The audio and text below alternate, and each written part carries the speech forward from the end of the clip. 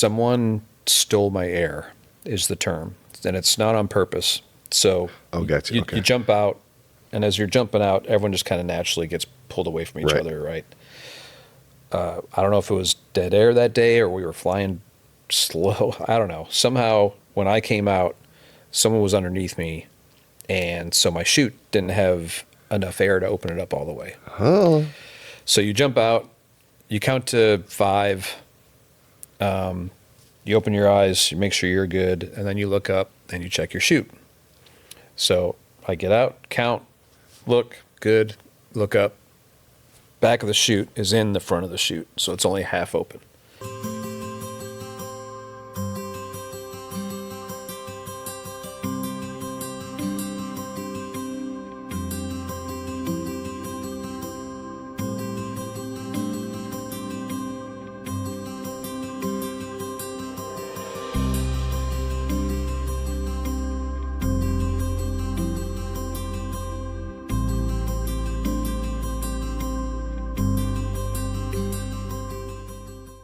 Hey everybody, welcome back to My Dad's Story. Today we're going to have a great time. I got somebody I've been looking forward to talking to for a long time. We finally got him here, so here we go. Today's guest is Brad.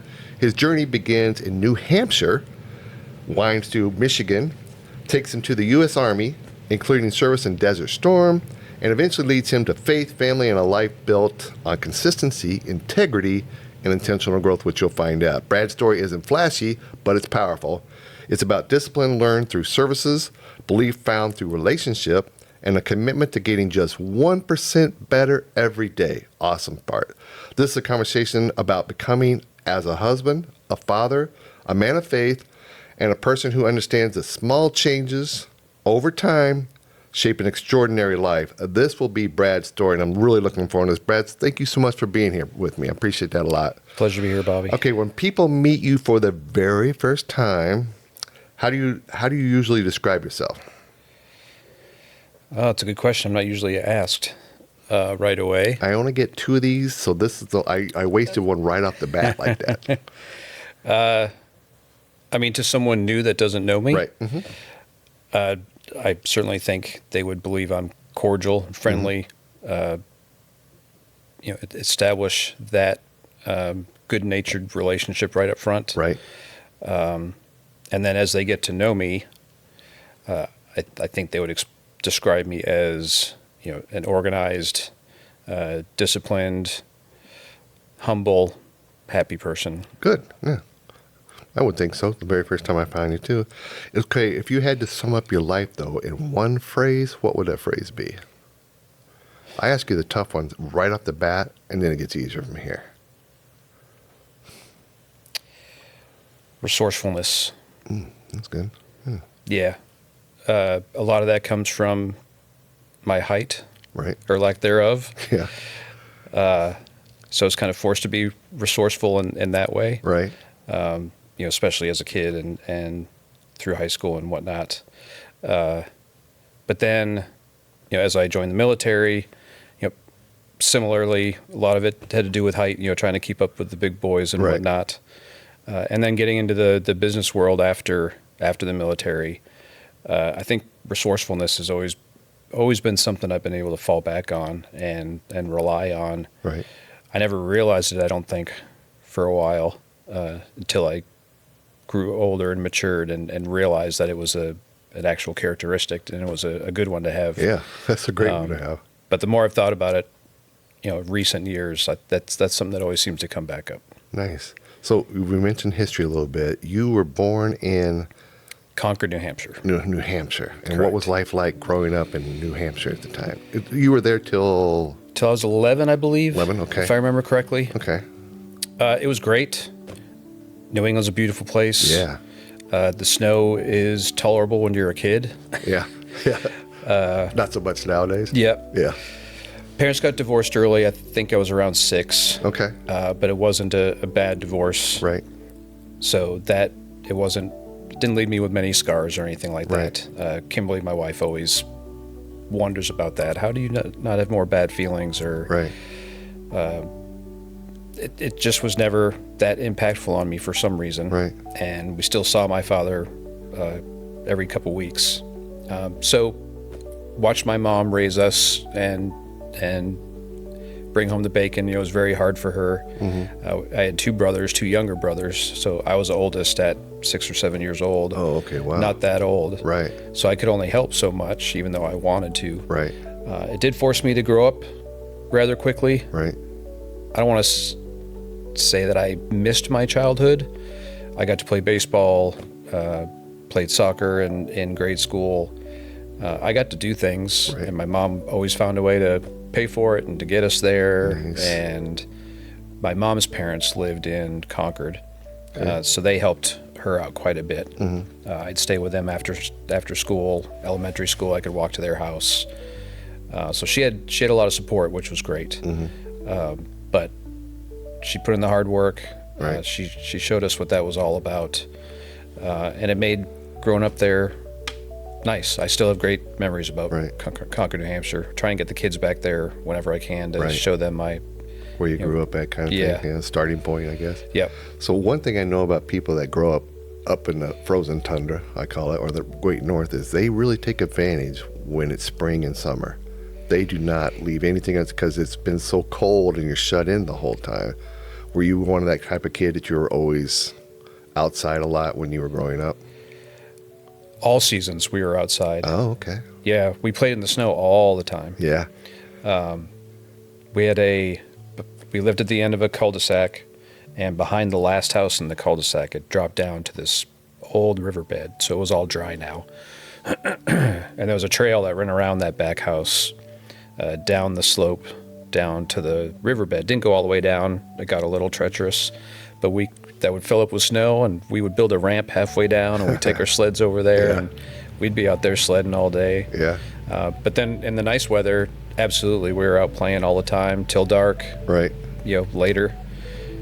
We didn't have fences up there, so we could cross our street, cut through our neighbor's yard, go through the other neighbor's yard on the backside, Right. come out on the next street over, and then there was a bunch of kids over there, so we would play over there all day long. Right. All day long. And Concord wasn't it it's one of the bigger cities in New Hampshire? Or am I off with my geography? It's the a little bit? capital. Okay. Did not know that. I can't say. I never knew my history of New Hampshire that well. I was too young, I guess. Yeah. My dad lives right outside of Manchester, New Hampshire, which feels like a much bigger city. Right. But it's the capital, so. Right. What did your dad do for work? He was in the service as well. Okay. I think right after he met my mom, he went to the Air Force. Was over in Korea, I think, during Vietnam. Don't remember. He wasn't in Vietnam, Right. in the country, but he was in the war. Right. When he moved back, Were they married before he went? Did you just say? Is that what you said? I can't remember. right before they went, he got Okay. married. Okay. But they were young. That's why it Right. didn't work out in the long run, I don't think. Right. But when he came back, took him a few years to get his feet underneath him. He hadn't quite lived life yet, and I was in the service till I was 25, so I had a lot to learn when I got out. Right. But once he did and got his bearings and everything, he started driving trucks for True Value. Okay. It was actually a contracted company that Right. drove for True Value. Right. And he retired from that 35, Oh wow. 40 years later. Yeah. Very loyal on that. Yeah. Yeah. That served him well. And what did your mom do? She was a paralegal secretary, I think. Oh, okay. Yeah. When she moved to, she worked in a bank in Concord, and my soon-to-be stepfather worked in the same bank. Okay. I think he was somewhat of an executive at the time, so he worked down the hall, if I'm not mistaken. But that's how they got to meet, was they worked in the same building for the same bank. Right. And you had two brothers, Yes, two younger. two younger brothers. And what was that like? I mean, when you say younger, were they like right 5, or were they like you were 6? I think you said. I think my youngest brother was 2. Okay. So I'm 55 and a half, and my youngest brother turns 50 in March. Okay. Got it. And then my middle brother, I think is 2 years older than him, maybe. And was it the same kind of like brothers kind of like all through the house, wrestling and that kind of stuff? Yeah, or? not terrible. Yeah. More between those two. Right. And then I would just wrestle them when they wouldn't listen to me because Right. I was in charge. Yeah, When of Mom course. was working. Gotta be. Were you good in charge? I was okay. I was young. Yeah. I was 10, Not on whatever. your resume. Yeah. Yeah. Yeah. So I did my best. Yeah. But we all turned out okay. Gotcha. Yeah. Mom did a great job, and Dad was around enough he helped me a lot with like Cub Scouts and stuff like that. Oh, that's So when I kinda would nice. see him, Yeah. he'd help me with carving some So steaks it doesn't sound like it was a earth-shattering, but what was it like when they actually got divorced? You were like, hey, they used to live together and now they don't, or what was that all about? Were you sat down and talked about to it, or? So it was an event when it happened. Yeah. I remember our house. I remember my dad with a black trash bag full of clothes over his shoulder. Right. They were arguing. I didn't know why. At some point, I don't remember all the details, but at some point I was told he was just going out to get a gallon of milk, and he didn't come back. Oh, got it. And I don't remember any sit-down discussion, to be honest. Right. All the childhood memories are just kind of spotty. Right.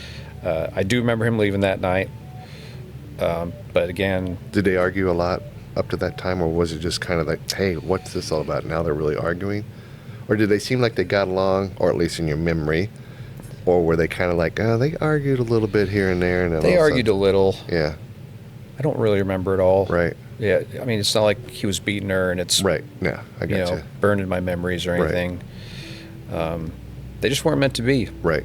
And I think once they got over the initial divorce, they, I think, came to realize that that's all it was. They just Right. weren't meant to be. But they had kids together, and Right. they're more cordial now than they were back then, just because there was money involved, and he Right. wasn't making money yet, so she Yeah. wasn't getting what she should be, and Right. all those little things. But somehow they never became enemies, and it was never hard to be around the two of them. That's great. Kimberly's parents were shocked that the two of them sat next to each other in our wedding. Oh, nice. They're like, "Oh, what are we gonna do? Where should we put Brad's parents? Right. Separate sides." Like, no, just put them next to each other. Yeah. It's not, you great. Yeah. Yeah, I got you. So now, but you mentioned a stepdad. Yes. So when did that start to happen? How old were you when this started to happen, I guess? I'm not sure. 8, 9, 8 or 9 10-ish. years old? Okay. So they dated for a few years and then got married there in New Hampshire. And then how did that make you feel, though? I mean, all of a sudden it's like, wait, who's this guy? Yeah, it was. But he was a good guy? Yeah, it was fine. He was Yeah. a great guy. Still is. Yeah. And he was around a lot, so we got to know him Right. pretty well. And he was good with us. He never really tried to come in as a father figure necessarily. Right. But he was always great to us. Nice. And Very nice. yeah, no issues. Right. And then he got recruited by a bank in Detroit. The office was actually in Ann Arbor, Michigan. Okay. So he got recruited there, and I believe I was around 11. I think I was in 8th grade. Yeah. I think we moved in the middle of 8th grade, Oh, wow. Okay. if I remember correctly. So that's how we ended up in Michigan. Michigan. How'd that make you feel, though? All of a sudden, like, wait a second. This is what I know about my life, and now we're all getting uprooted, and we're moving to Michigan. Yeah, Away from your dad, too. yeah. Yeah. Again, no real hard feelings from any of that. Right. My what stepfather it had was. 2 daughters in Maine, so he's from Maine originally. Okay. One of them eventually came out and lived with us near the tail end of high school. She's a year younger than me, I think, year and a Okay. half. But he was leaving them behind initially, so that was a tough call for him as well. Right. So it was, I'm sure hard for all of us. Right. But got right into school, got right into a house, made some friends. Yeah. It wasn't too bad. That's the easy part right there. Yeah. So you lived in Ann Arbor itself? Yep. Next to the U? It was actually Ypsilanti. Okay. But got we it. went to I know Ann what's Arbor that. high schools. Right, got it. Kind of right on the border. Yeah, my first college football experience was University of Michigan. Oh, you got to go to the big house, huh? Yeah, that was something else. Yeah. So my stepfather had a friend in the bank, lived right around the corner from us, had a big Winnebago, all decked out Michigan stuff. Of course. And the only place you can park those things is right next to the stadium, Right. like in the parking lot. Right. So he would always get a great spot right in front of the stadium. We'd go park on the golf course across the street, and then we'd walk over and meet up with him. Yeah. And they were cooking all day and doing all the things, Right. and it was awesome. Right. Then we walk into the game, and Do you remember your first game? Like who were they playing even? I don't Okay. actually. I remember my first Florida game. Oh, Actually, of course. That one you would know. I don't remember that one either because Right. I was a nobody. But anyway, getting ahead of myself. Yeah, the big house was awesome. Right. And guy that lived 2 doors down from me, that was 2 grades behind me, I think, in high school. His dad was the head trainer for Michigan football. Oh, okay. Yeah, Yeah. he was a bigwig. Yeah, he was. So every fall they'd get a new Nike catalog, and they'd get to pick out like 2 or 3 things, whatever they wanted out of Nice. the catalog. Yeah, so he always had the latest Air Jordans and Right. everything else. Life was tough for him. Yeah. What did you do in high school? I mean, were you involved in sports or in drama or singing in the choir? What's going on? In junior high, I played soccer. Okay. We won our second to last game. That was it. Look at you. We were terrible. I was never that. You were competitive. Yeah, I wasn't an athlete. Yeah. I was a mama's boy. Right. I played I played baseball in New Hampshire Okay. for quite a few years. Started in T-ball. Soon after I got to fast pitch, I quit Yeah. Yeah. because I was a mama's boy. Right. Good story there, though. Near the end, one of my last few years playing, the other team didn't have enough kids to field a team. So they're either going to have to forfeit or one of us could go volunteer to go over there and fill the spot, and then we could play the game. Right. I was like, I'll do it. I don't care. And they're like, all right. Well, I'd been a career outfielder because I can't do anything else. And I was scared of the ball in the outfield, too. I was terrible. But they put me on second base. There was guy on first. I think there was one out. The ball gets drilled to me on second base. Line drive. So the guy on first starts running. Somehow the ball goes right in my glove. Caught it just like that. Had no idea how I did it. Once I realized I had the ball in my hand, I looked over, and the kid was about halfway down coming from first, starts to turn around, so I chucked it to first. Double play, Look at innings that. over. Yeah. Against my team. Best play I'd ever made. It was crazy. Yeah. It's funny how we remember those, like it's vivid. Yeah. But other things, we have no clue what Yeah. there's going on. Like, I have no clue. Oh, I remember that Yeah. perfectly. And wives never understand that, do they? Like, you don't know your feelings about that? No, but I do know this time. Yep. I hit a shot. Okay, so then you were in high school for a while, and then you weren't very good you did not like high school. Oh, I hated high school. Yeah. However, in 1984, the album 1984 came out from Van Halen. Okay. And that probably, not to overstate it, probably changed the trajectory of my life. Okay. Something about that album, something about that guitar and the way it sounded. Yeah. I was already pretty big into music. My dad listened to music all the time, all the good old stuff. Old Chicago, Foreigner, Old Cars, Doobie Brothers, all the good stuff. I like how you say old stuff when I realized that was my high school years, but you keep going. I appreciate that. Yeah. How old are you? I'm ancient. Almost 68, so yeah. Okay, sorry. That's all. No. It's old. It's classic. Is the way we use it. I mean, this is New Hampshire when he was playing all that stuff all the Right, time. right. Billy Joel, Glass Houses, that was playing all the time. Right. Like, So you had appreciation for music right loved away. music, Just loved it. loved it. And then there was something about, Van Halen. I can't even remember. Certainly I had heard Van Halen before 1984. I wasn't super into it for some reason. I don't know why. But that album, 1984, just the sound, something grabbed me. Yeah. And so I took a guitar class in school. And by my second semester, I think, I had bought an electric, got a little amp, gotten to where you could tell what I was playing. Right. And it was pretty much consuming me, and I wasn't studying or anything, so my grades started going down. I'm not sure how good they were to begin with. So the next year, I think, I had moved up to the high school. This is probably 10th grade. And my neighbor buddy noticed that I was getting decent.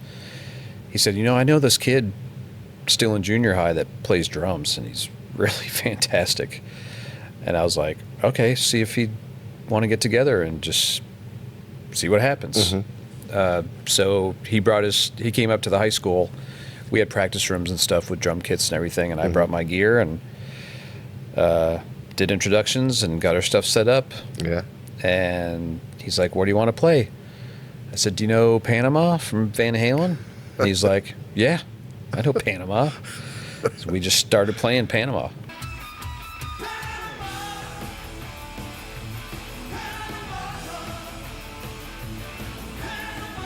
Nice. Like, almost didn't even have to practice. Really? Wow. We just both knew it, so we just started playing it.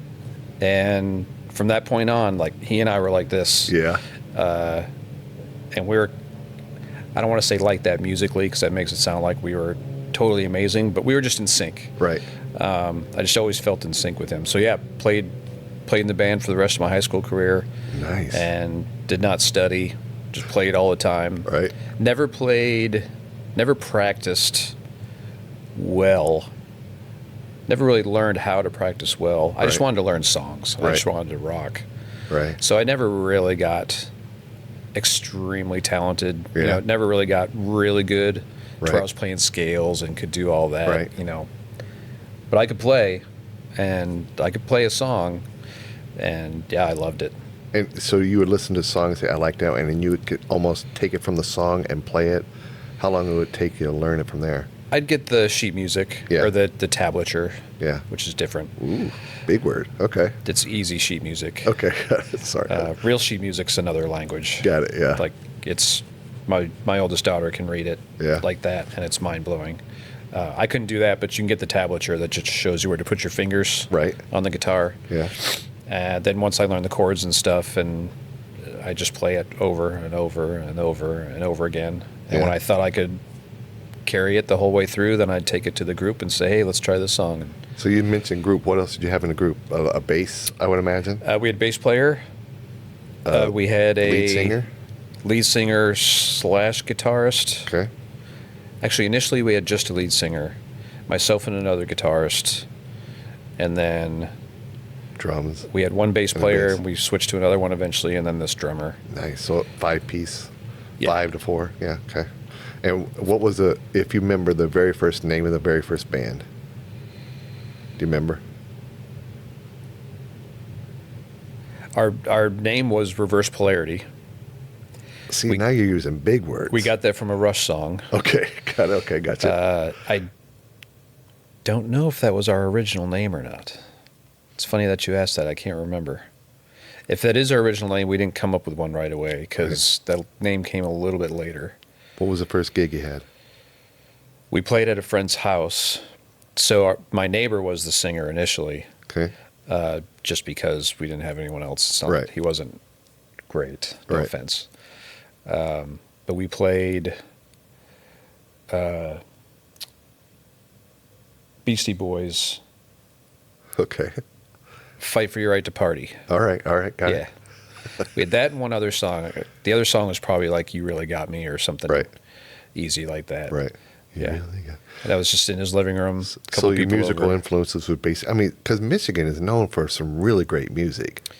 Yeah. I mean, Bob Seger alone just says, okay, that's enough for Michigan. But was you kind of like into the hair bands at that time? Like mostly. the band Halen and Poison and Warrant and that kind of stuff? Yeah, we played some Cinderella. Got it, okay. Played some Whitesnake. Yeah. A couple Van Halen songs. Striper? No. Okay. Striper came through town often. Look at them. I feel like they're from there. I don't know if that's right, though. Yeah, I don't either. I remember them coming through a lot. A lot of great, that was the other thing, was a lot of great concerts. Oh, yeah. My first show was... That close to Detroit and Ann Arbor. So we used to go to Detroit all the time. Yeah.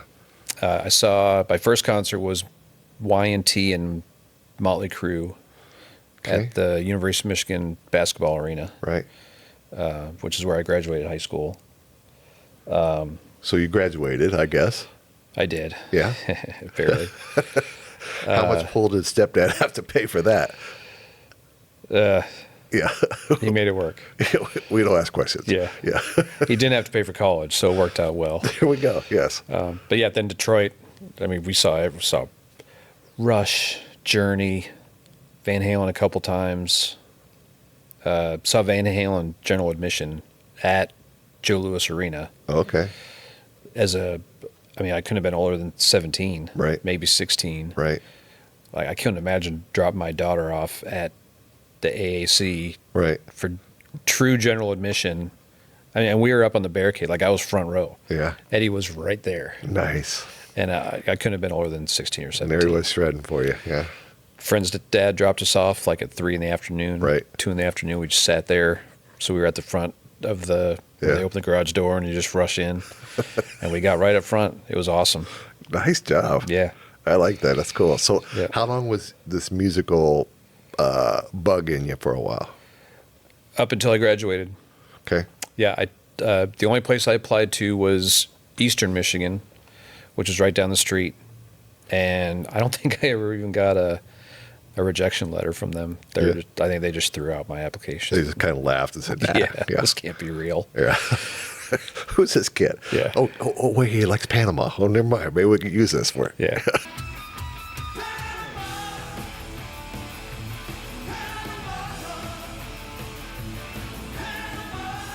So that was kind of the end of all that. I still dabbled around. Right.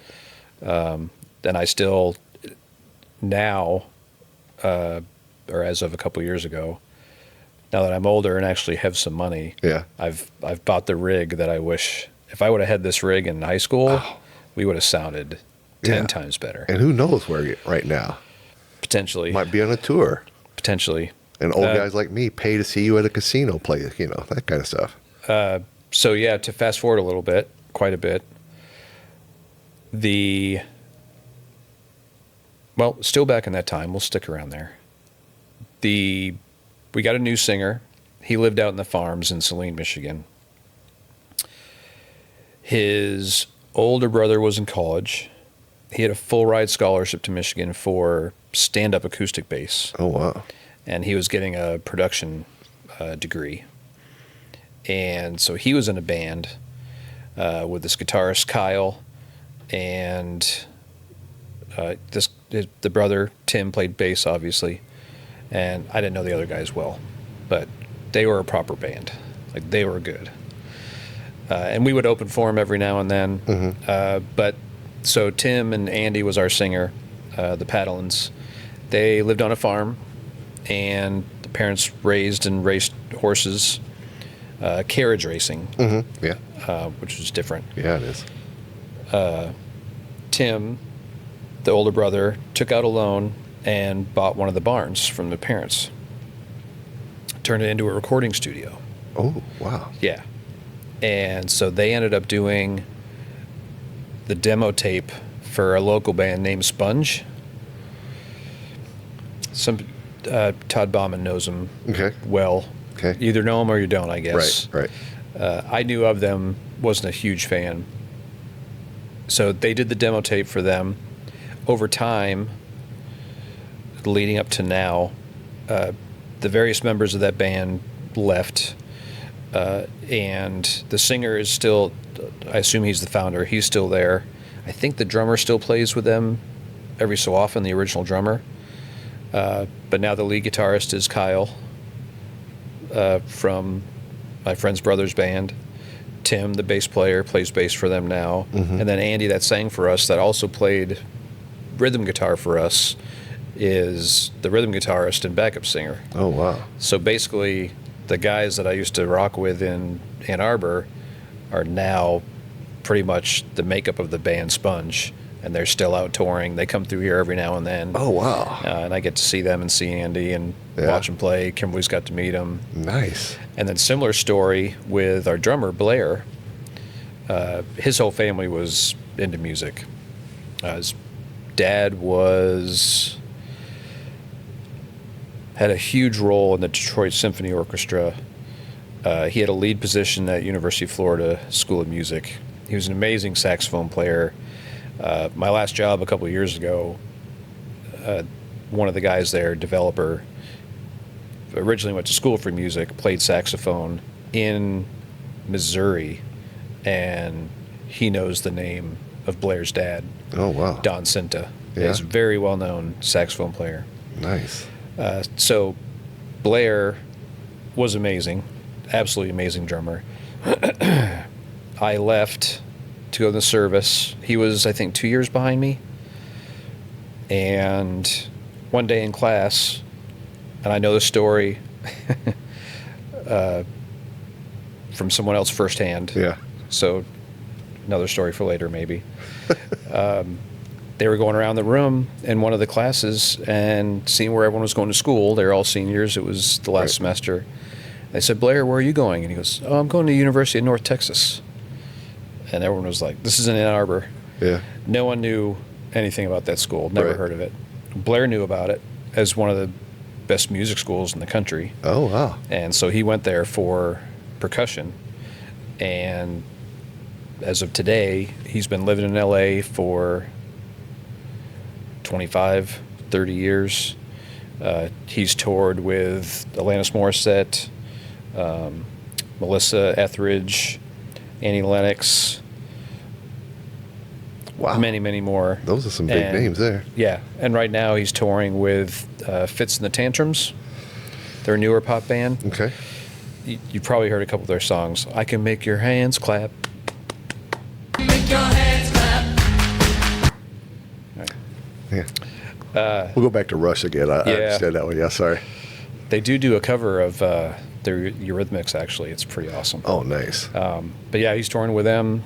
I see him on the Today Show every now and then. Like, they're on for the holidays. How does it too. make you feel, though, to see somebody that made it and you're like, if I had to practice a little harder, baby? Maybe. They're good. They're just good. Yeah. They're really good. Right. And I don't know if it was in the cards for me. I didn't give it a good shot. Right. Regret that? It's also not an easy life. Right. Oh, yeah. I'm at. But do you regret that you didn't give it a good shot, or you're like, I did what I did? A little bit. Mm-hmm. A little bit. I understand. But again, a bit of a late bloomer. Right.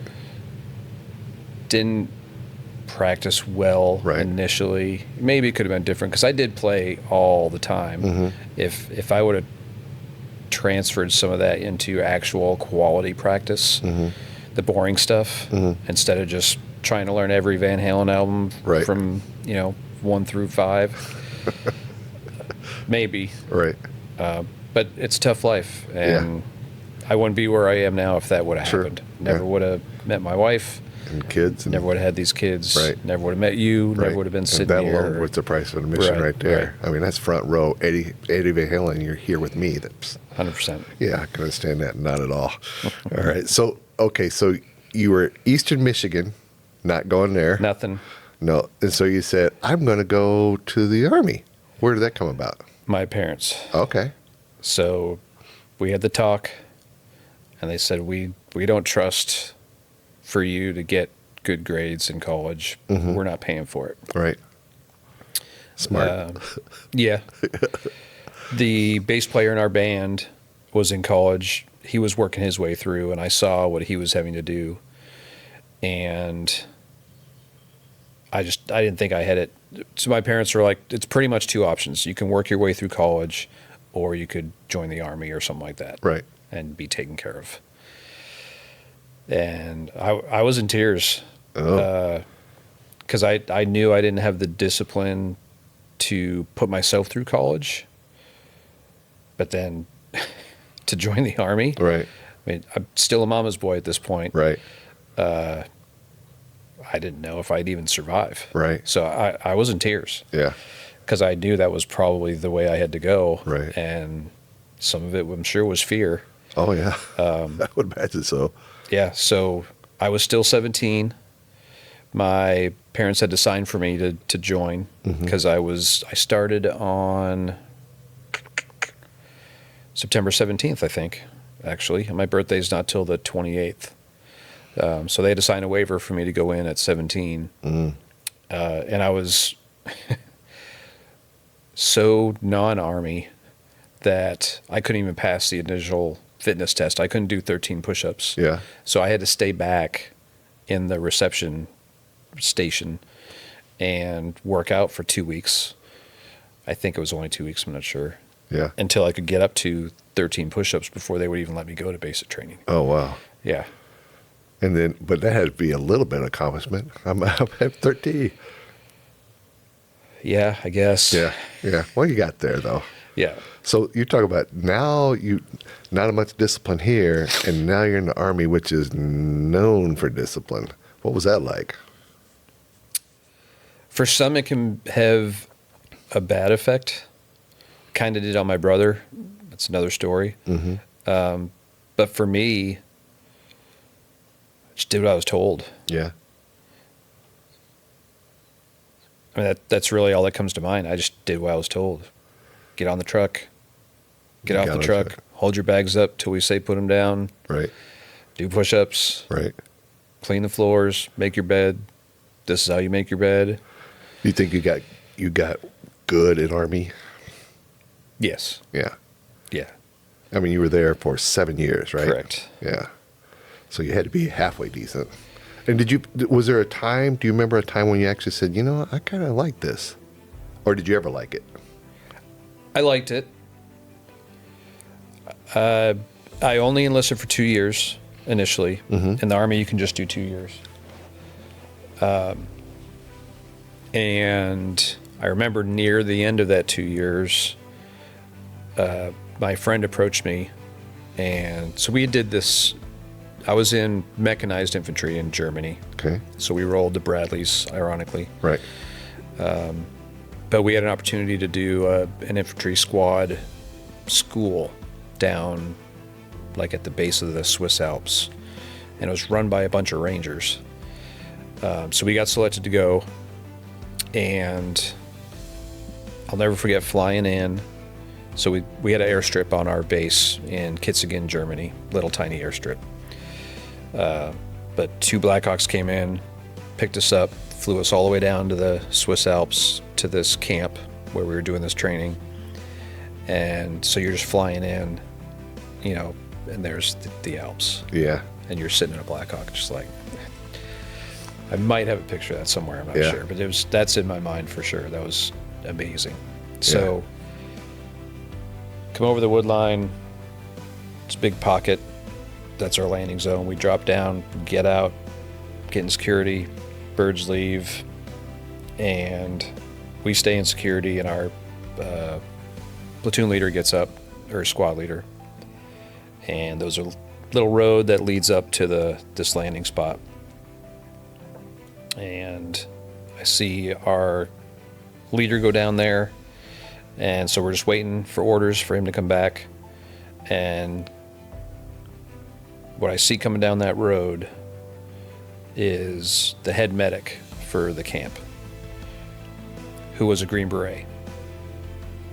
One of the specialties in Special Forces is a medic. You got weapons, demolition, communication, and then medic. And this guy was exactly what you would envision when someone says Green Beret. Yeah, John Wayne, yeah. You know, 6 foot, built like a swimmer, you know, big shoulders, had the V shape, everything, had all his killer gear on, had his pack on, because he had all his med gear in there. But instead of a helmet or the baseball caps, he had his beret on. Yeah, he did. And he comes walking down the path, and I was like, that's awesome. Yeah. And so I tell you that because soon thereafter, a guy that I had gone through basic the same time we went through our specialty infantry school together, and then we got stationed in Germany together. He was in that school with me. And so soon afterwards, he was like, I'm going to try out for Special Forces. Do you want to try out with me? And I was like, I'll do the tryout. Let's see. Because it was just a fitness test. Right. So he and I go to this track, meet this SF guy there who was just in gym clothes. So not the same impact as the other guy. Yeah. But we both did our test, did great. But I told him I wasn't ready. I was about to get out. I was close to my 2 years. And I was like, I don't think I want to stay in. Right. He's like, all right, that's cool. But he went and he got in and went off and ahead of his story. So I was 2 weeks from getting out. I'm just kind of rambling on here now. That's all right. I was 2 weeks from getting out. And getting out's usually a 2-week process. So you wake up Monday morning and you've got this whole checklist of stuff you have to do. Turning in your equipment, right. Getting physicals, all this stuff. And it takes about 2 weeks and then you get out. So I get up Monday all excited, start out processing. To the best of my recollection, I had no plan whatsoever for what I was going to do when I got out. I don't even know if I talked to my mom about coming to mooch off her for a while. I was just going to get out. Yeah. Like, it was ridiculous. But I was all excited. I start processing and go back to the barracks for lunch. And the second I walk in the door, they said, hey, First Sergeant's looking for you. I was like, all right. So I go down to his office and said, have a seat. It's like, okay. And this was soon after Iraq had invaded Kuwait. Okay.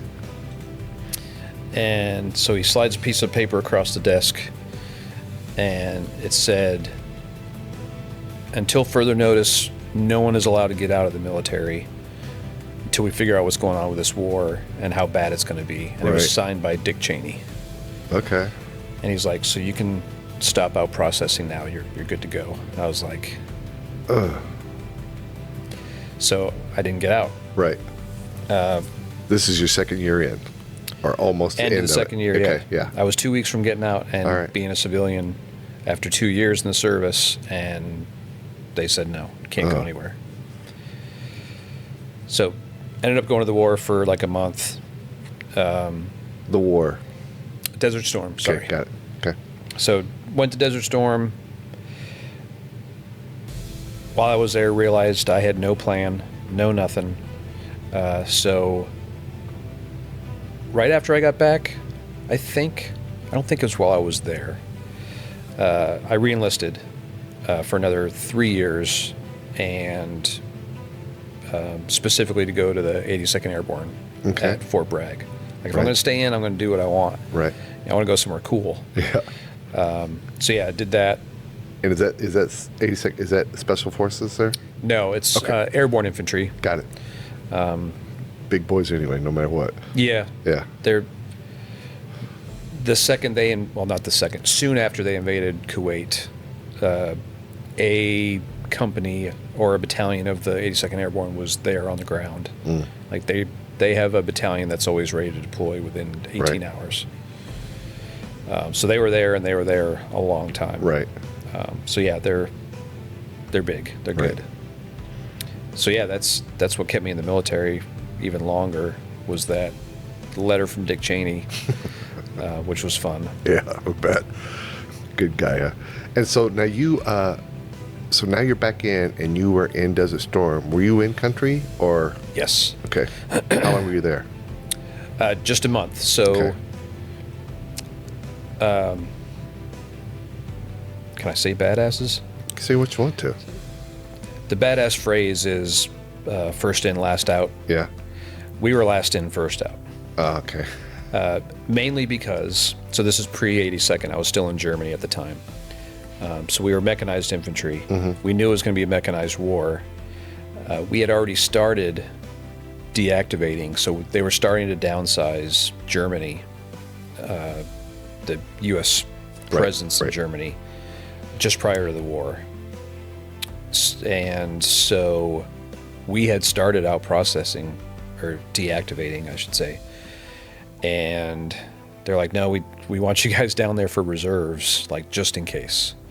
So what they did is, in the mechanized infantry, there was 3 squads per unit. And then each squad has a maybe it was 4. We had 4 tanks. Oh no, 3 squads, 3 tanks, but then a 4th tank with the platoon leader in it, I think. So we had 4 tanks per platoon. Anyway, we left 1 squad back to deactivate and clean up all of our tanks and get them all turned in and all the things they had to do. And then the other 2 squads from each platoon, they sent down to Saudi, and we got brand new equipment when we got there. Ooh. Brand new tanks. Yeah. We had to unwrap the axes and all the tools. Yeah. Like everything was brand new. It was amazing. And when you ride in those things long enough, they're troop carriers. So I was spending a lot of time in the back of those things. Right. And we get them up to max speed fairly often. Yeah. And there's a tone, there's a buzz. Yeah. And you can just tell when it gets to that tone, you're like, all right, we're maxed out. Yeah. We're going pretty fast. Well, the ones we got down there apparently didn't have any governors on them. So we got them in them for the first time, and we start the convoy, and we get to that tone, right? I'm like, oh, we're moving now. Well, it kept getting higher and higher. And I was like, oh my gosh, we are hauling. Those things were great. Yeah. So cool. Oh, wow. But I mean, a lot of kids grow up thinking, oh, it'd be cool to be in a tank. You actually were in a tank. Yeah, and we were even, I was thinking of this the other day. Something was going on and made me think of this. I don't know why. We would do war games, and you'd run right up on a tank, bad guy's tank, and simulated grenade in the treads, whatever. Right. And they can't turn fast enough to run you over, really. Right. Unless you're not paying attention. Yeah. So yeah, I mean, we'd be right up on them. Nice. Danger close, just running around. Right. Yeah, it was fun. We did some cool stuff. So, so 7 years old. So you went in, I can't do 13 push-ups, to now I'm in Special Forces. I would imagine you could do 13 push-ups now. Yeah, so I hadn't gone to SF yet. So Right. I went to 82nd after Desert Storm. Was there for about a year and a half. And then there's a lot of Special Forces on Fort Bragg. There's 2 different units there. So it was around, and I would be reminded of it every now and then. And then one day, so when you're in the airborne infantry, you jump out of C-130s. That's all changed now, but at the time we were jumping out of C-130s. I think it was 140 people per bird. Wow. So they open the 2 side doors. On each side, there's 2 rows of people. Yeah. So there's 4 rows. And when it's time to go, you just start going. Yeah. Like, it's total mayhem. It's controlled. Right. It's not chaos. Right. But it's mayhem. And so this one jump, someone stole my air, is the term. And it's not on purpose. So Oh, gotcha. you, Okay. you jump out, and as you're jumping out, everyone just kind of naturally gets pulled away from each Right. other, right? I don't know if it was dead air that day or we were flying slow. I don't know. Somehow, when I came out, someone was underneath me, and so my chute didn't have enough air to open it up all the way. Oh. So you jump out, you count to 5, you open your eyes, you make sure you're good, and then you look up and you check your chute. So I get out, count, look, good, look up. Back of the chute is in the front of the chute, so it's only half open. So we train on this all the time. Grab the risers, the back risers, and I just start shaking them, trying to get it to come out and get some air. And I'm just shaking. No, not at all thinking about how fast I'm falling, where I'm at. I'm just trying to get it open. Wow. Okay. So I finally get it open, and what's next? I got to drop my backpack, you pull a string, backpack falls, then you get ready, try to slow down a little bit, hit the ground, good to go. Everything went flawlessly after that, after I got the chute open. So I'm on the ground, and one of my privates comes running up to me, and he's like, "Are you okay?" I was like, "Yeah, why?" He said, "I thought you were a goner. You came screaming past me so fast, I thought for sure you were dead." And I was like, I never really thought about how fast I was falling. I was just trying to get my chute open. Yeah. So the more I thought about that, I was like, you know what? In Special Forces, it's not 140 people that are going out of these birds. It's 12. Right. And they don't jump out the side doors. They just walk out the back. Nice. I'm like, that's what I want. Yeah, you do. It wasn't about being a badass. Yeah. It wasn't about short guy complex. Right. Nothing like that. You just want I more wanted air. to be with 11 other highly trained individuals to where I knew my life was probably a little bit safer than it was with 140. 140 all jumping at the same time. A bunch of privates. Right. Like everyone in Special Forces is a sergeant or above.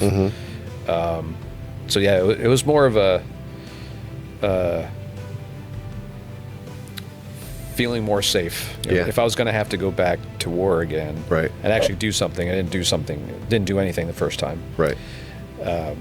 I wanted to be where I knew I had the best chance of Yeah. winning, Yeah. and so that's why I did it. So now you're there, Special Forces. Yeah, you got to go through a selection. So I had to retake the physical fitness test, but by then it was not a problem. You go through a 2-week selection. The first week is all alone, and it's all land navigation. And then the second week, you get put on teams, and you just have to do every day for 5 days.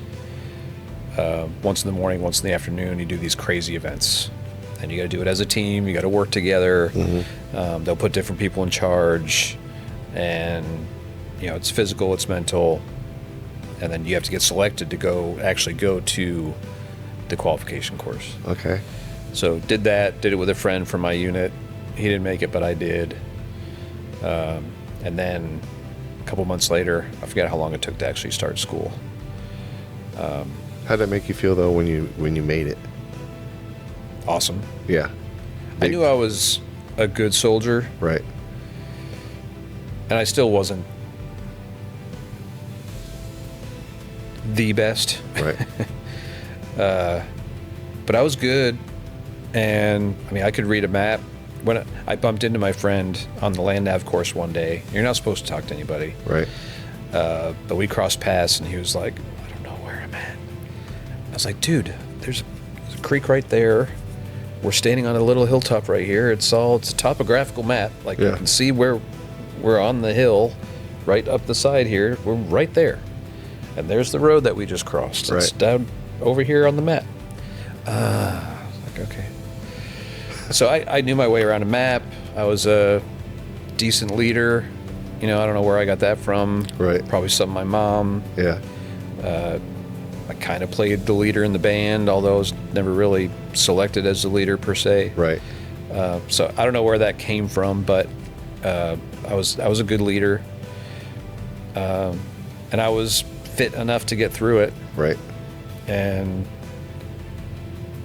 yeah, it's just it made me very proud. It Nice. was very vilifying. Right. I would imagine so. Yeah. But my question is, do you use Google Maps now, or do you just figure it out yourself? I use Apple Maps, Okay. I was way off. I was way off. I was like, okay. but it's kind of a lost art, Yeah. Oh, yeah, I would imagine so. I did this. So when you go through qualification, you got to do more land nav. Right. And now you can't use the roads at all. Like the endpoints are never on the roads, but in selection you could walk the roads until you had to go in the woods. In the actual qualification, you can't walk the roads Right. unless you have to cross them, of course. And so it was just terrain the whole way. And I remember my last day, my last point that I had to find, I think I had like an hour, and I was slow. because I was not super fit like some of these guys. Right. I mean, we're walking for days, Right. 10, 15 miles each day Oofta. with packs on. And I just remember I was walking, you could see on the top graphical map, you could see this little ridge line. It wasn't super tall. And I'm standing on it, and it fed right down into the street that I had to cross, and then down to where this point was. So I'm like, I'm just going to follow this all the way. Mm-hmm. Perfect. And I get down there, and the point's not there. Nothing. And it's not a dense wood line, so I would think I would at least see it. I knew I wasn't that far off, Right. but I couldn't see any. I didn't see anything. And I've got like 20 minutes now. Uh-oh. And it's the last point. Like, this is make or break, and I'm like, oh my gosh. So I look at the map, and I see where I came from down this ridge line. I see where the point's supposed to be, and then past the point, there's another little crest, like top of the hill. Not a ridge line, but a point. This is all very subtle on the ground, but you can see it on the map, and you can see it on the ground. So I'm like, I'll go past where I'm supposed to be, where I think I'm supposed to be, start up there, and I'll backtrack. I'll redo my azimuth, and I'll come back to where I think the point is. And I got up there, and I turned around, and I think before I could do anything, the second I turned around, I saw a guy sitting by a flag, and there he was. How I missed him initially, I don't know, You were right by him, yeah. but he was right there. So it worked. I got there with like 5 minutes to spare or something. Nice. Yeah. What's a lesson you learned from the Army that you still carry with you from the military? I still make a really good bed. Okay. I think I'm known for that around the house at least. Yeah. Are there things that still show up today? You know, things, it sounds like leadership. Yeah, I mean, there's always opportunity for improvement there, but I've been able to build on that since, for sure. I had a thought and I lost it. It's funny. I don't know if I'd categorize this as a lesson, but I feel like I'm very aware.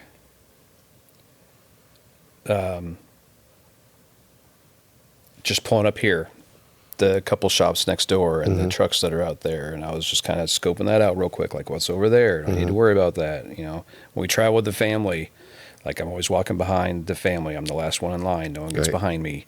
Like I always know where everyone's at. Right. Kind of keeping an eye. You know, I remember right after 9/11, we went to Vegas like 2 or 3 weeks after, and there was a pilot or crew member that was just hitching a ride. So he was sitting with all of us in the waiting area, had a big, like one of those hard square, not Yeah. square, but rectangular suitcases. Like Right. it almost looked like a toolkit or something. Like Right. it doesn't look like a suitcase. And he was darker with dark hair and, you know, looked like he was from over in that area.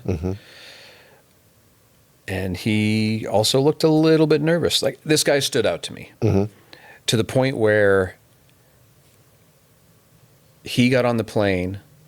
He did not have tags on. And you can ask Kimberly this, my wife, because I was pointing it all out to her. He didn't have any tags on, badges or anything, but he had his suit on, and they just let him in. And I was like, oh no. So I went up to the counter, and I was like, hey, I've been watching that dude. He just looks a little bit sketchy, and he didn't even have a badge, and you guys just let him in. Like, is this cool? And so what happened, they searched my stuff before I got on the plane. They searched yours, not his. Yeah, And- that's what you get. But little stuff like that. Right. Like, I feel like I'm always... So Kimberly was talking to some guy that looks at our insurance opportunities across multiple companies and gets us the cheapest insurance and whatever. And she was telling him about my history and mentioned Special Forces. And the guy was like, oh, so he's always on, right? And she goes, excuse me? He's like, those guys are always on. Like they know what's going on, like around them. Like they're always on. Right. She's like, yeah, I guess you're right. Yeah. And I never thought about it really, but I'm always kind of on. Right. And I don't know if that's a good thing or a bad thing. I'm certainly not. I know some guys, former military, that they act like they're still in the military. Yeah. And, they're fortifying their house and, have a pantry full of canned goods. Yeah. And, I'm like, this is Saxy, Texas. What are you worried about? I'm not that way. When I got out, I forgot about it. But I Right. still have this sense of awareness. Right. And along with that, I think comes various levels of like efficiency and discipline. Mm-hmm. Like anything that I do, like personally around the house, chores, whatever, if anything is recurring, like something I have to do all the time, Mm-hmm. by now I've got it to where I'm doing it in the most efficient, timely manner There you go. possible, Yeah, and just I like get it that. done Yeah. to a high enough standard, and then move on and don't Right. bother with it for a while. Most efficient way. Yeah. I think all that Right. is all, residue, if you will, from the service. So now we're getting out of the service, and we meet someone. Yeah, got out in '95, Okay. and I was at 7 years then. Hadn't done a lot special forces wise. Since I was in communications, my first tour of duty was at the battalion, like running the communication plans for all the teams and stuff. So I never had a chance to really do anything killer. Oh, sorry, probably not a good term. Anything awesome. Yeah, I understand. And then I was just ready to get out. Right. If I knew if I re-enlisted again, it was going to put me at or over 10 years, which is the halfway point. And if you do that, you might as well stay in and Right. get retirement at 20 years. Well, I didn't want to do that. I wanted the American dream. I had done all this. It was fun, but I was about to turn 25. Wanted to have a wife and kids. Didn't want to put them through the service. I'd seen how that plays out. Right. It's usually not pretty. Right. It's definitely not fun for the kids because moving every couple of years. Just didn't want to do that. Mm-hmm. So I got out. My parents, my stepfather transferred again the summer I graduated high school from Ann Arbor to Jupiter, Florida. Oh, okay. Yeah. So while I was in the service, my brothers went to high school in Jupiter. And right before I got out, my stepfather was transferring to Sarasota, Florida. So he was in the process. He had just moved over there, was living in a little townhome while he got established at the job and found a house to live in. So my mom was still in Jupiter. I lived with my stepdad in this little townhome. And I got a job around the corner at T.G.I.F Fridays. I was going to go to community college there in town. I got out in August, so that was all just starting. And I think within 2 months, my future wife, Kimberly, dropped out of Florida State, fortunately. Yeah. So she's smart. Yeah. This is her second year. She didn't do so hot her first year. First 2 weeks of the second year, more of the same, so she dropped out. Her parents lived in Sarasota. Okay. And I guess she had worked at Fridays off and on, the same TGI Fridays, while her parents were in Sarasota and when she wasn't in college. So when she dropped out, this is now, early September, she came back to pick up some hours while she was deciding what she was going to do with her life. And that's when I met her. She got more than hours. Okay, so you met at work. We met at after work. Okay, Work gotcha. party, actually. Okay. Yeah. Was the Van Halen album on? Just asking if it was on the music. I played it for her later. There we go. Okay. No. All right. All right. I mean, honestly, I went in the kitchen. She was. You come around the corner in the kitchen. There was a sink back there, facing that way, and on this wall was the refrigerator, but it opened this way. she had the freezer door open, so she was at the refrigerator, so I couldn't see her face. Swear to God, this is true.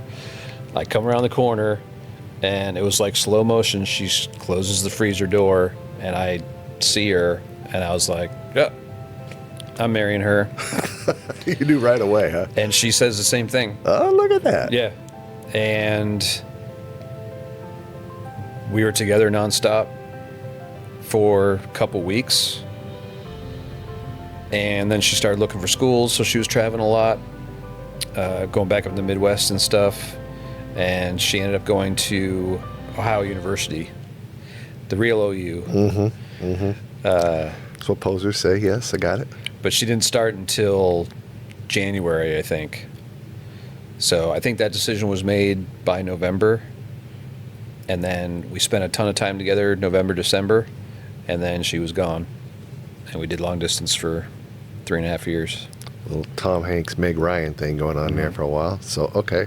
So she goes there, and how did you go to, so you're in Florida. Yeah. Okay. So I'm in community college, and there was actually a newer South Florida campus that had opened in Sarasota. Okay. So I was like, oh, I can do a couple days there, and I can do a couple days up in Tampa, still live with my parents, save a bunch of money. It'll be great. Well, then Steve Spurrier and Danny Werfel won the national championship in '96. I mean, what are you going to do? And I was like, and because at the time when you got a 2-year degree from a Florida community college, you could go to any state school in Florida. Oh, okay. No questions asked. Yeah. So I didn't even do any research. I just said, I'm going to go to Florida and I'm going to watch some football. And so I went to Florida. Yeah. And I almost left. So I was only up there for actually 3 semesters, not including summer school. But my second year, I was going to leave and go to Ohio to be with Kimberly. And she talked me out of it,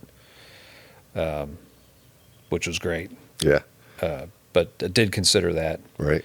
But no, Florida was awesome. So now you're doing the chomp and. Doing the chomp. Yeah. I think second or third game.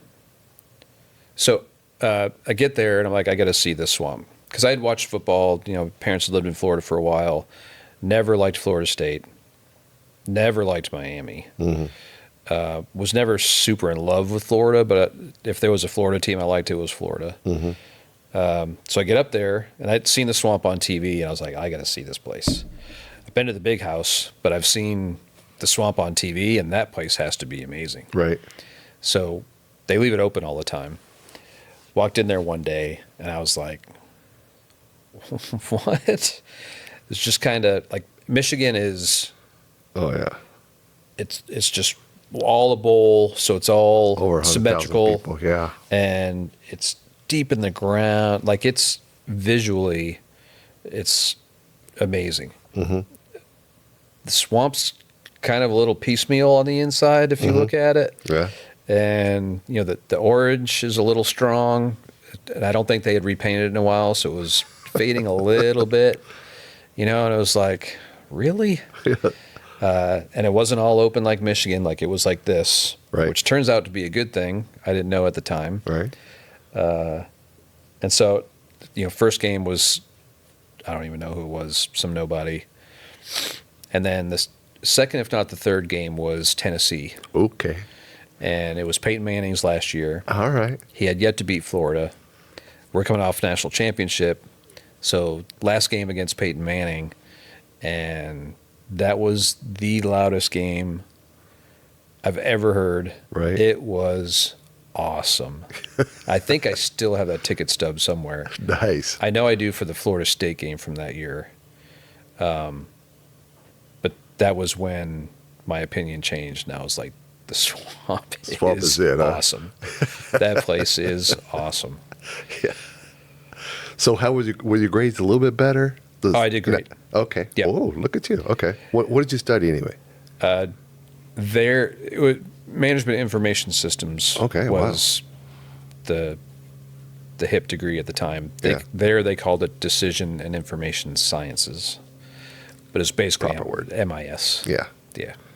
So now you're there for 2 years. Kimberly's up in Ohio. Yep. Ohio. She did the same degree. How big was the phone bill? We didn't have cell phones Yeah. So it was. when the internet had just started. Yeah. So it was real. This is a long time ago. Yeah. It was AT&T and collect call kind of stuff, huh? I think each of us were paying $300 a month. Whew. More. Yeah. Yeah, it wasn't cheap. And we only talked a couple times a week. Oh wow. And then she sent me, the first email she ever sent was to me. She's like, I didn't know how it worked. Yeah. I didn't know how it was going to get to you. I just knew I was supposed to push a button. Yeah. And there you got it. Yeah. So Yeah. I was her first email ever. No. It was kind of crazy. Nothing says love like that, huh? I guess. First lady. Oh, okay. So, how did that work out though? Being long distance relationship like that, was there any you just knew, or was there a little bit like, little toughness there? It was absolutely tough. And we had a little break. But like in the middle after a long stretch, like it was probably a nice little break the more I think about it. But no, for both of us, Yeah. it really forced us to communicate well, to learn to communicate well. Right. And that has been one of the biggest pluses in our relationship, I think. I know. Right. Since we've met. Right. Like that time, because we handled it well the way we did, and we did talk a lot, and we did talk about things, meaningful things. Right. It wasn't just, drunk blabber. Right. And it was a long time, like, to not be together. Oh wow. Yeah. So, some of those discussions were really hard, but Right. we had them, and we learned to have them frequently and more impactfully. So yeah, we really learned how to communicate with each And other. you were back together though during the summer. Did she come back Yeah. to Florida? So she was on quarters instead of semesters. Oh, okay, got it. So the timings, it was good because we got to see each other pretty frequently. Probably Yeah. spent a lot on gas and airline as well. Like she was here, she'd get done in,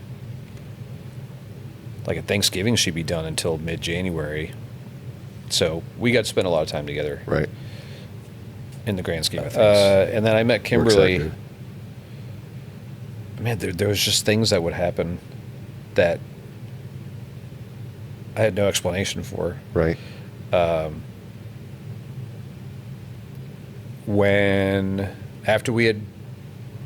After I had proposed, she was, or maybe I hadn't proposed yet. She was in Ohio because I remember she was with one of her college friends, and this Journey song came on the radio. Okay. And it was a newer song. I think it was the album after Raised on Radio. Okay. So, like, Randy Jackson was the bass player. It was later. Right. And I wasn't that familiar with that album.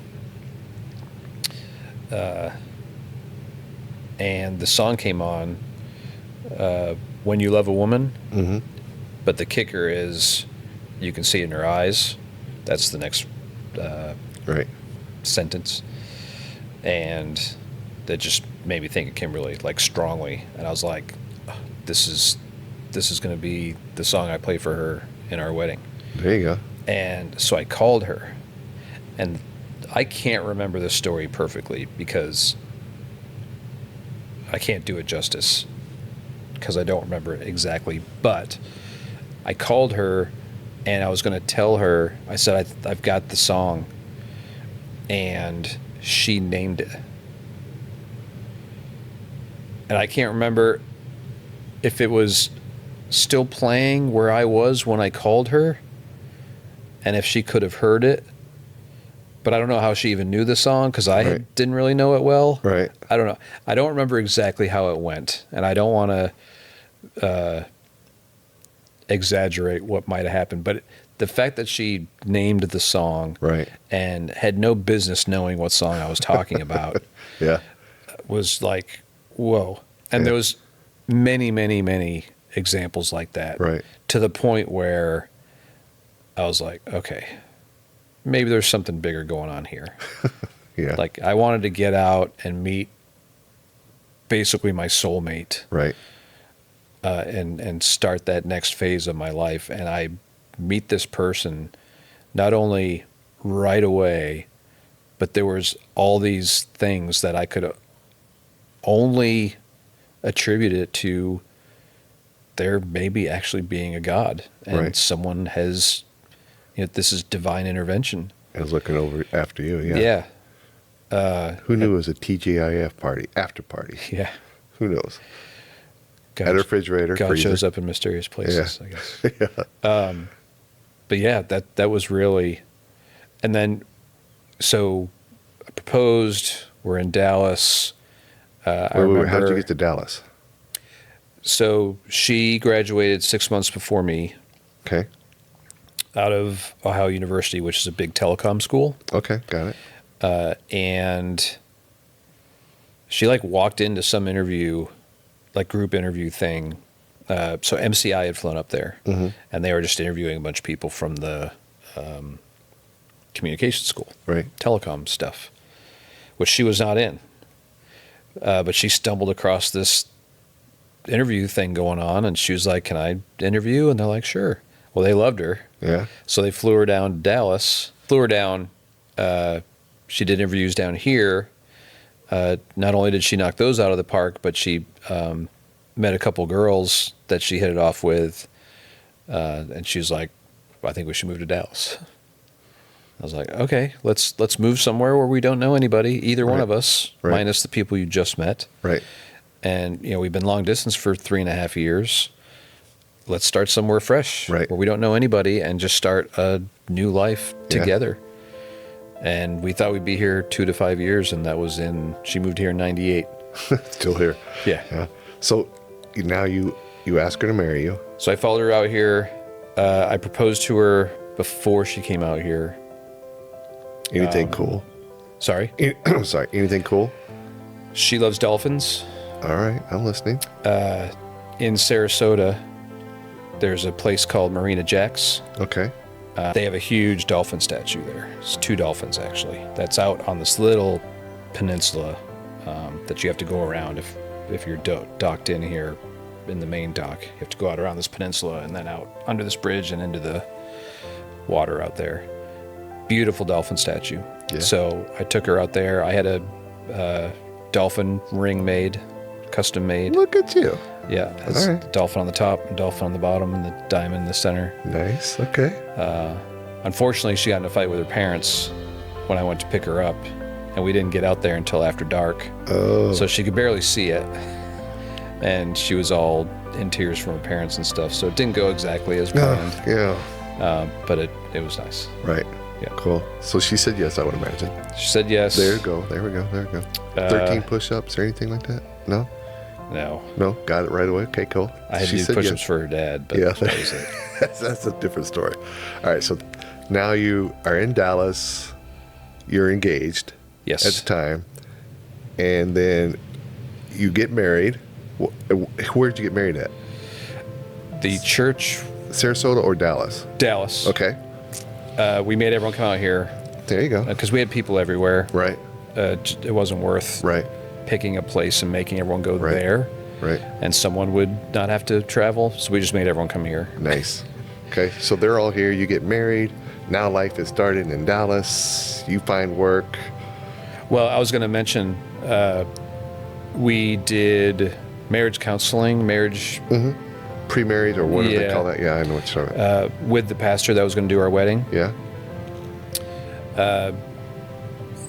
Wonderful gentleman. This was at Schofield Church, I think.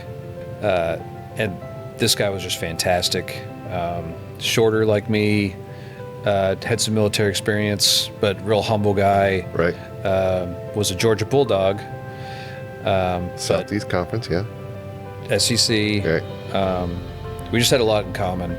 And so we go there for Easter. We were living in the village, so we could attend there more frequently at the time. we go for Easter, and he wasn't the one doing the service that day, but that day, I still can't remember exactly how he explained grace that was different than I had heard it before. Mm-hmm. But however he explained it that day, it just made sense. Mm-hmm. Like, really made sense. Clicked. It had never clicked before. Right. I don't know why. Right. But it clicked that day, and I broke down. Yeah. So I went up front to the guy that was marrying us, and could barely talk. Kimberly's like, "Can we go talk somewhere?" He's like, "Yeah, come with me." Like, rushes me out of there. I mean, it kind of felt like a huge deal, right? Right. And that was the day that kind of cemented my beliefs. Right. Still working on Aren't we all? all of that. Yeah. But that was the day that I was like, okay, I think I've fully turned the corner now. Right. Nice. I believe. Now let's figure out what all that means. Yeah. Yeah. Yeah. Was he the guy that married you too? Yes. That one? Okay. And then he, when we met him and he was going to do our pre-marriage counseling, he told us that he had cancer. Oh. And he wasn't sure. He couldn't promise he would be there because this was 6 or 8 months prior. Yeah. He would remind us that he may not be there, but he wanted to be. He wanted to do the counseling for us. Right. Wanted to do the service, but he would just warn us, just FYI. And soon after we got married, he passed away. Oh, wow. Wow. He gave us this cassette tape. I think it was him speaking. I've never listened to it, but apparently it explains very convincingly what heaven is going to be like. Right. I've never listened to it. How come? I don't know. I understand. It's kind of scary. Yeah. I think I still have it. I Right. might go dig it up, actually, Might be one of those times where you're all alone by yourself and you just pop it in and listen. if I can find a cassette player. Yeah. Good luck with that one. Yeah. Yeah. I understand that. Yeah. Yeah, I don't know why I never listened to that. Yeah.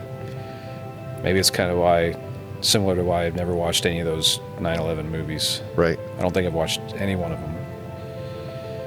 I don't know. I understand. There's certain things that are a little bit, well, to me, I call it scary, but it's not really like scary, like I'm scared, but just like, I don't know what the word is. My wife always comes with words, but they always like, I'm just ready. I need to do it, but I'm not scared to do it yet. Yeah. But when I do it, I'm always like, thank gosh I did that. But wow, that was tough. When my I remember what it was. When my father passed away, I didn't cry. I couldn't cry.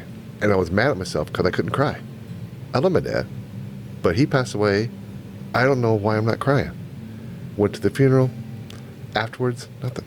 And then I watched Bucket List with Morgan Freeman and Morgan Freeman and Jack Nicholson or somebody like that. Jack. Was it Nicholson? Jack. Well, you know who I'm talking about, though. Yep. Okay. So I watched that movie, He had the TV show. and as soon as it got done, I bawled for like 3 hours. Don't know why that movie, but that released everything for me, and I could do the other stuff then. I don't know. It sounds weird. Maybe it sounds a little bit like you're, when you heard, but yeah, I know. There's certain things that just I'm not prepared for, but when I am, I always like being blindsided that way, so that I don't have to go do it. But yeah, I don't just take talking about. But yeah, one day, let me know if you ever listen to that cassette tape. I'm going to dig it up. I will let cool. you know. Cool. I appreciate that. Yeah. All right. So now you are married, and now you become a father. How soon did you become a father? 5-ish years. 5 years. Oh yeah. So you did it right. You were like, you know what? Let's enjoy. Let's learn a little bit more about each other. And Yeah, then we were we'll have making kids. up for lost time. Yeah, that's a good idea. Took a couple Europe trips. Did stuff around here. Mm-hmm. We had some fun. Yeah. And then I remember our second Europe trip. We had met a bunch of people our last couple days, and we were hanging out with them. And they're like, "So when you guys having kids?" Like, You've been married for a while. I was like, well, as soon as we get back, I think we're going to start trying. And they're like, okay. Well, we stayed in touch, and within a few months, we were like, hey, we're pregnant. And they were like, wow, you guys weren't lying? You sure you didn't do that on vacation while you were here? Word there, yeah. Yeah. So once we were ready, we were very fortunate it worked out. Right. And so you have two girls. Two girls. Two beautiful girls. And you are a guy that is always head on a swivel, and now you have two girls. Yeah. So now just constantly no pressure dizzy. there. Yeah. Yeah. Yeah, they were great. I think the boys are harder when they're young. Yeah. Girls are more expensive. Boys are harder. But then the girls get, or could potentially get, worse in the teen years. Hasn't been so bad for us, fortunately. Right. So we've been very, very lucky. Right. I always say God hasn't tested me much. the good job, yeah. Are you the guy that the father that they come to, or do they come to mom? Depends what for. Good point. Yeah. Yeah. Okay, I broke up with my boyfriend. Mom. Okay. Engine lights on. Dad. Yeah. Yeah, got it. Yeah. I understand. They know where mom's sweet spot is, I think, Right. and they know where mine is. Oh yeah. It's not just the car breaking down. There's other things where they'll call me first, but yeah, I'd say it's mostly mom. And you're lucky. There's something about a daughter to a man. You have a daughter. That is just, you are protective mode, but also there's something that they grab your heart right away and just go, I got a hold of this. And you go, yep, you do. Yep. I just surrender. We'll just go from here on. Yeah. Yeah, and I've saying I have a history of anger is probably overstated. Yeah. But I've been known to raise my voice from time to time, or just be direct and blunt. Right. And to your young daughters, that isn't always taken very well. Right. So I think there's some things they inherently don't come to me for initially because of that. Right. But I've gotten better. Right. Since they've been born, and I think they come to me more with more things now. Right. Knowing I'm not going to fly off the handle. Yeah. So yeah, I like my relationship with my girls. And one's in college now? One's 20 at UNT for music. No. Ironically. Yep. Yeah. She plays flute exceptionally well. Okay. She's on the education side, so she wants to be a band director. Oh, wow. Okay. You can do education or you can do performance. Right. So she's on the education side, doing great. Was in the marching band, so we'd go up and watch her on Saturdays. Okay. Not a football school. The year she started, Labor Day weekend, first game, they were playing Cal. They were hosting Cal. And I was like, oh, we finally get to go to a college football game again. It's been too long. Long story short, I don't think that place was even half full. Oh, wow. And it was like... Yeah. So... Not the swamp. Not the swamp. Not the swamp at all. No Peyton Manning. But great experience. And then... so that's Marina. And then Ambrielle is the youngest. She is 17. Both of their birthdays are this spring. She's a senior, and she's the captain of her drill team at school. Nice. Yeah. So they're starting competition season now, and then she graduates in May. I don't know about that, yeah. So how'd you come up with those names? Those are beautiful names. Kimberly came up with both of them. I think Marina was from a soap that she used to watch as a kid. Okay, I thought it had to do with dolphins. I didn't know, yeah. Funny story about my mom and the kids' names. Remember that. So that's where Marina came from. And then Ambrielle, I think we had two different names for Ambrielle. Ambrielle and not like Gabriel or anything like that, or I forget what the other name was. It was Isabel maybe, and we couldn't decide. Kimberly couldn't decide, so we were at the doctor's office waiting to get a sonogram with Ambrielle inside Kimberly. Marina was with us. She was 2.5 or so, and on the coffee table while we were waiting, this size table was a JCPenney catalog. And so Marina just starts flipping the pages. I remember she's got her sucker in her mouth. And she stopped and she put her finger on it and she looked at Kimberly and started. It was a centerfold of their lingerie line. So it was this woman in red underwear, and their underwear line is called Ambrielle. Okay. All right. And so Marina's just pointing at it. Kimberly looked at it, and she looked at me, and she's like, I guess we're going to name her Ambrielle. There we go. And that's, Yeah. yep. Good. So we had, when we had Marina, Carhartt would have been an embarrassing name. She would have pulled over to that one, yeah. Kimberly wouldn't know what that Yeah. was. When we had Marina, we called my mom, and both of our kids were a surprise.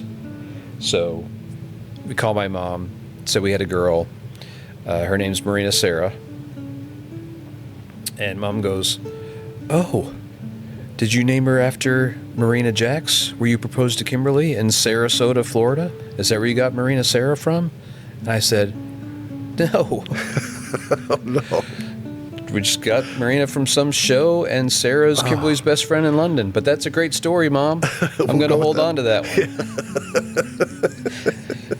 Yeah. Are mom and dad still around?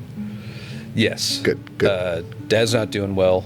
Oh, He had a incident like 2 years ago, and now his heart's like at 40%. He gets out now, but not much. He's mostly just in a chair at home watching TV. But we're going up. We got the girls up there last summer, not this past summer,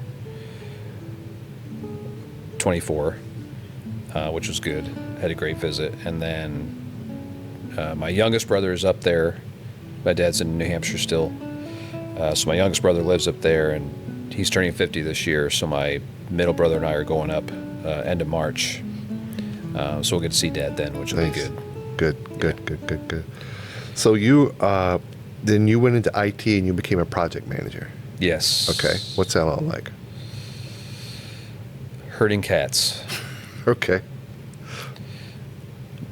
Nothing negative towards any of my project teams, but it's literally like herding cats. Right. So I worked with Kimberly at Verizon or MCI, but changed for about a year and a half, and I was doing equipment installs, so it was kind of running projects, and then I finally got a job that I was looking for. She got me that job there. Did some development in that job for a year and a half, and long story short, it was just me and my boss. She told me she wasn't going anywhere anytime soon, and that if I wanted to keep moving up, that I should look for a different group. And she suggested that I go talk to the PMO manager, the project management office. So I did that. She said yes. I went and got my certificate in project management, and then have been doing that ever since. Oh, wow. Okay. And this was 2001, 2002. You've been herding cats this long. Yeah. Yeah. Stressful? Can be, for Yeah. sure. Rewarding? Yes. Yeah. Okay. It's not as rewarding as like planning a military mission and Right. then executing that mission. Right. It's similar. From a planning perspective, and then depending on the project, execution wise, sometimes that can be a little thrilling.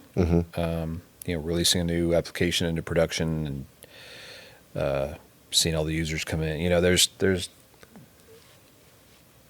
a lot of things like that are very rewarding. Is it mostly software related? Yes. Okay. Yep. So I've always been in the IT side of things. I've been in commercial real estate, pharmaceutical services, home loans, but always in IT. Right. Nice. Okay, so people describe you as organized, self-motivated, detailed, honest, and trustworthy. Which of these traits do you value most? Trustworthy. Trustworthy? Yeah. How so? That'd have been mine too, but how so? I just think that's a trait that people appreciate the most, Right. and recognize the most, especially in friends, Right. and in work too, right? Like if you know you can't trust somebody, or just even are concerned of whether or not you could trust them, like that just leaves a lot of Right. doubt and anxiety and concern. Mm-hmm. And you don't want that from a workmate that you're working with and depend on. Right. You surely don't want it from a friend. Right. They could be all self-motivated they want to be, but if they're not trustworthy, who cares? Yeah. Yeah. I don't want anything to do with you. Right. Really. Did you learn that? Where did you learn? Did you learn that from the military, or just the way you grew up? I think just life Yeah. over time. Right. Some of these things you don't value as much, I don't think. I mean, some people do, surely, but Right. I think on average, some of these things you don't value when you're younger Right. until you really see either the positive impacts of people who have those characteristics or the negative impacts of people that don't. Right. Until you've seen a few different flavors of that, Right. only then do you really appreciate it, So I think it's just been over time. Yeah, it makes a lot of sense. You have a men's Bible group, or not Bible group, but I guess it would be like a Bible group that you get, or a connection. I hate just always saying a Bible group, but a connection group where you're like, these are my solids, and I trustworthy come in there too. What's that like? You've been going, 10 years? It's been a while, so Yeah. it's Todd Bauman's group, Okay. and he's a neighbor of mine. So since we moved on the street, which was, I think we're going on 15 years now. Oh, wow. Soon after that, he invited me to the group. We meet for 6 to 8 weeks, twice a year, so 2 semesters a year. Yeah, we've done it every year since. Nice. A lot of iterations. People come in and out. Right. Try different approaches, whatnot. But yeah, we've been going strong for a while. Yeah. Has your faith evolved since it started? It's evolved, Right. for sure. And that's actually a great thing. That's a good thing to say. I mean, all of us hopefully are evolving. Yeah. You talked about your views on longevity. That's kind of something you really, really kind of milling around a lot more lately. What's that all about? That's a little more from a health perspective. Okay. Now, both of these things align, that would be perfect. Yeah. So I'm working on both of them. But yeah, that's a lot more from a health perspective, just wanting to not only live a longer life, but enjoy that life. When you get older, right? Yeah. Okay. So that's what that's more about. Right. And it's kind of a trendy thing, but I think it's real. Yeah. But I definitely need and want to continue learning about Jesus and the Word of Jesus. Right. You had mentioned something, and I love that about it, but you had mentioned something about trying to get better 1% daily. Tell me a little bit more about that. I mean, I love that. That's a great saying, but tell me a little bit more about that. I've heard it in a few different scenarios, but it really just comes down to consistency and moving the needle in the right direction, right? Right. It can't be one step forward and one step forward and 2 steps back all the time. Right. Because then you're just going backwards. Like, that's no good. Or you're doing a line dance somewhere. Yeah. Which I'm certainly not good at that. Definitely not me. But you're also not, you shouldn't expect yourself to wake up tomorrow and automatically be that amazing, perfect person that you might be striving to be. That stuff doesn't happen overnight. Right. And it doesn't even happen over 2 nights. Like, it takes a long time. Talking to people now at this point of the year about, weight loss, getting back in shape. Well, it's not going to happen by the end of January. Right. It's taking you years to put that weight on. It's going to take a while to take it off. That's just how it works. Right. But if you can get just a little bit better every day, consistently, 1% better a day, I mean, in theory, you'll be 100% better in 100 days, right? Right. So it's just that. It's a kind of an easy target, but with consistency will compound over time. And, you got to, there's more to it than just that. Right. Where do you want to be better? You can't be 1% better in this tomorrow and then never address that again for years and address other stuff. That's not going to get any better. You could put a little more structure and thought behind it. Right. But just in general, like, was I better today than I was yesterday? Great. Good. I'm glad, I did something good. Easier to sleep. Sure. Yeah. And I mean, easier to sleep because you've done, was I better today than I was yesterday? Yeah. Okay, cool. Back in your life, there's from New Hampshire to Desert Storm to fatherhood. What's connected all that together?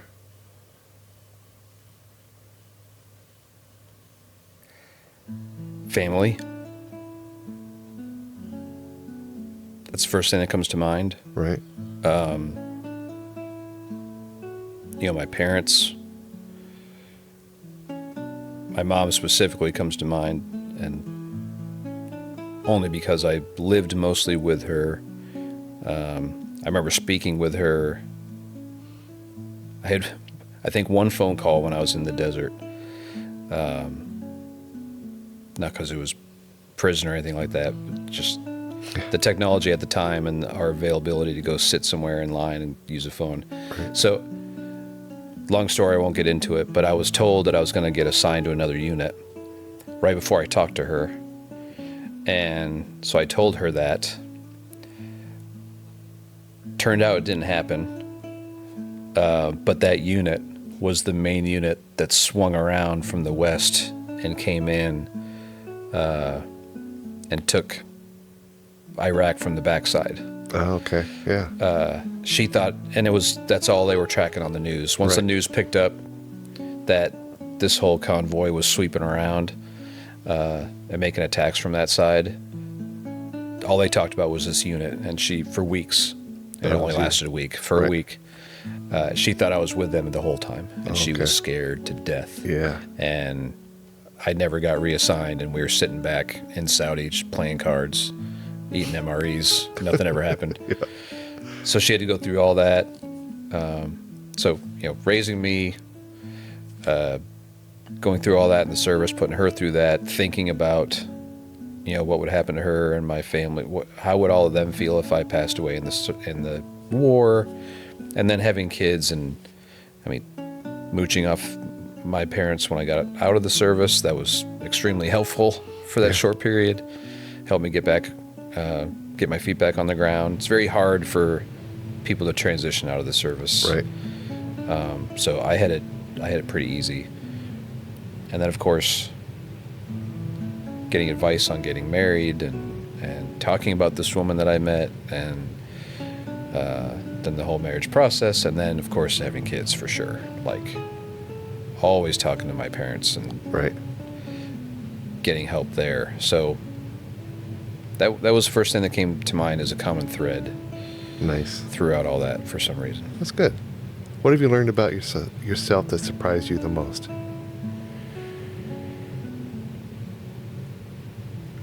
Just that I'm capable of doing things that I wouldn't have thought myself to be capable of. Yeah, that's nice. Yeah. And that is in many areas. You know, doing what I did in the service, I didn't even think I'd survive basic training. You know, I was crying Yeah. when I thought I was going to have to join the service. Right. And then to be able to do what I did 7 years worth. and 7 years worth. Yeah. And then college, you know, after my high school career, college was a nice turnaround. Yeah. So that was great. And then, you know, various scenarios in work, finding work, getting work, performing at work. Fatherhood. Yeah, Yeah. still figuring that one out a little bit, I think. Aren't we but all though? Aren't we all? If your daughters are watching this years from now, years, because hopefully the internet is still on there at those times, what would you want them to hear the most from this story?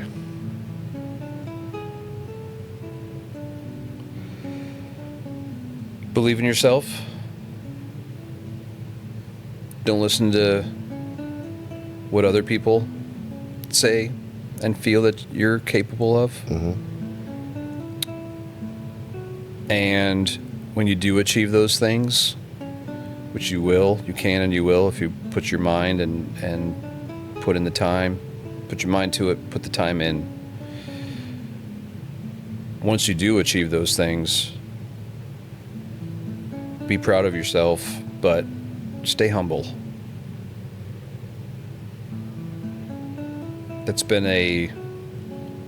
That word's come up in recent interactions with my girls, and they're still figuring things out. You know, I didn't have things figured out when I was this age. Right. I mean, it took me till I was like 30. Yeah. So you still have things to figure out, but as you're figuring them out and if you're having successes, stay humble. And that's something that Jesus teaches, right? Mm-hmm. So yeah. Right. We call this my dash story for a reason. It's that dash in between born and when you live. And when it's all said and done, what do you hope your dash represents?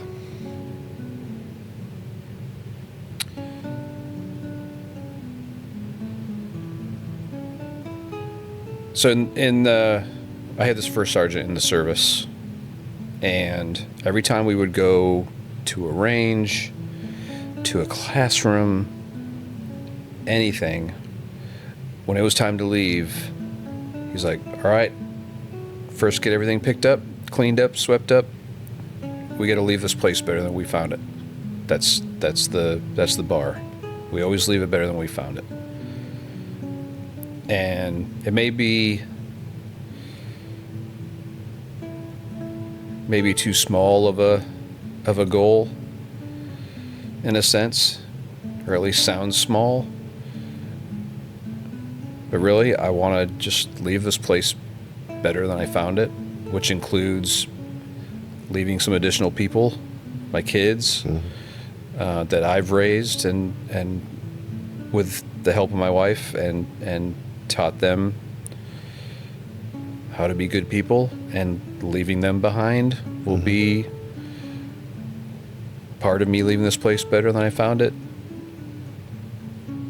That's really all I want. That's nuts. That's really great, actually.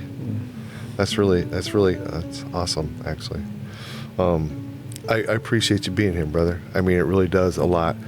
And if anybody gets something from there, and I'm sure that someone has to, please leave a comment if you get a chance there. If you get a chance, if you like this, just give one other person tell us about us. Maybe you can subscribe or whatever. I know that these are popping up right here as we speak. To comment, like, and subscribe. But if you get a chance, listen to us. We're on Spotify now as well. If you get a chance. So if otherwise, we appreciate you. We look forward to seeing you next time on My Dad Story. Thank you.